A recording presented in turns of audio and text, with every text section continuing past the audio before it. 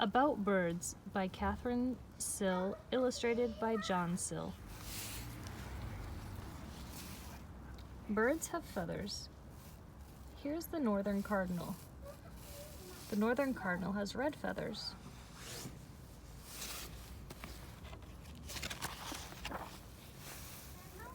Baby birds hatch from eggs.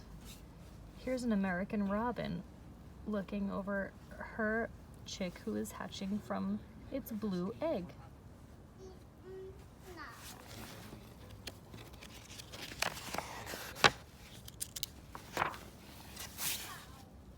Some birds build nests on the ground, like this ovenbird. The ovenbird gets its name because of the shape of the nest which it builds on the ground.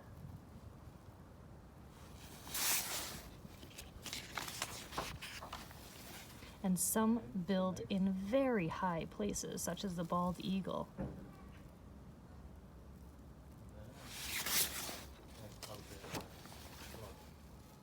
And some do not build a nest at all, like the common moor.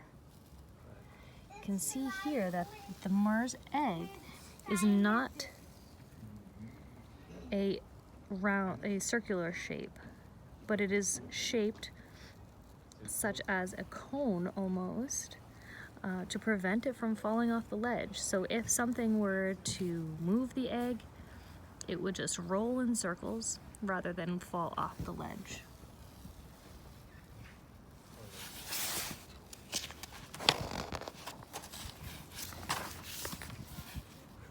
Birds travel in different ways. You can see here the Canadian geese flying in the shape of a V.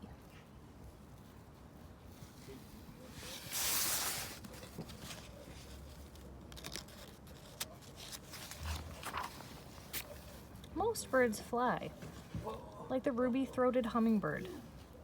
I'm sure you've all been learning a lot about hummingbirds so far this week.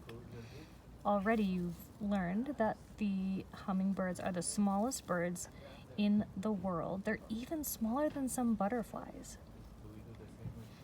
The hummingbird can even flap its wings up to 70 times per second. That's what makes the humming sound, which gives them the name hummingbird.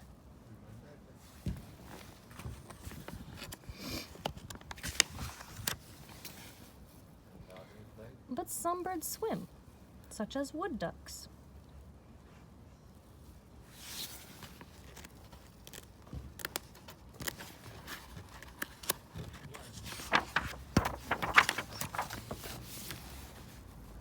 And others run, like this greater roadrunner, running so fast through the desert.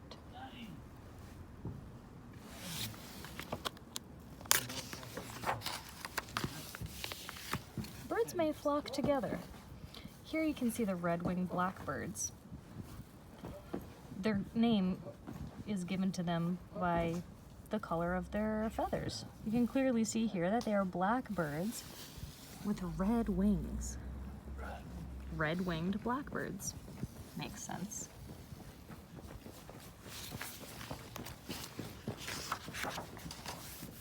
And others live alone, such as the great horned owl.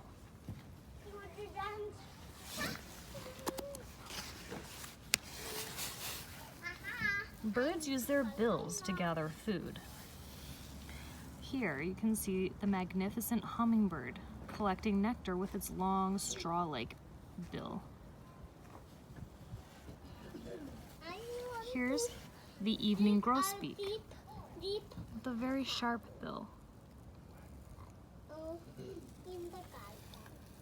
Here's the great blue heron, who has a long bill, great for catching fish. Here's a cedar waxwing with a short black bill, good for picking berries. And here you can see the vermilion flycatcher.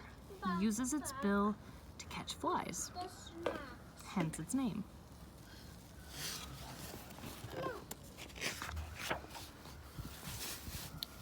Birds sing to let other birds know how they feel. Here is a photo of the two genders of indigo bunting.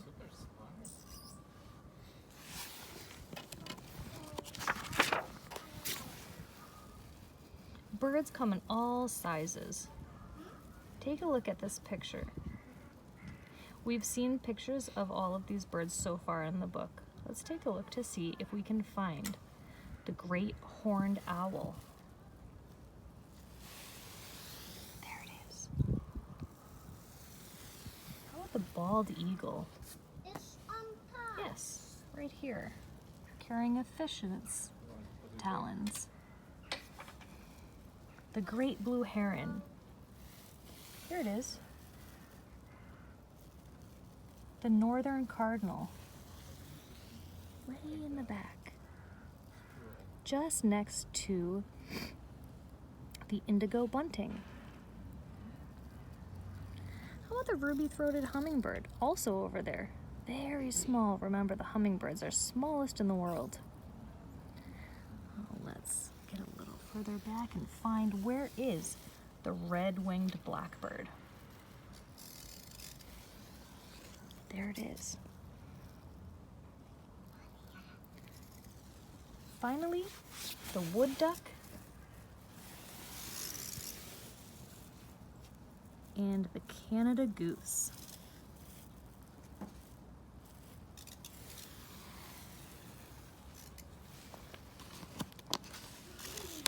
Birds are very important to us.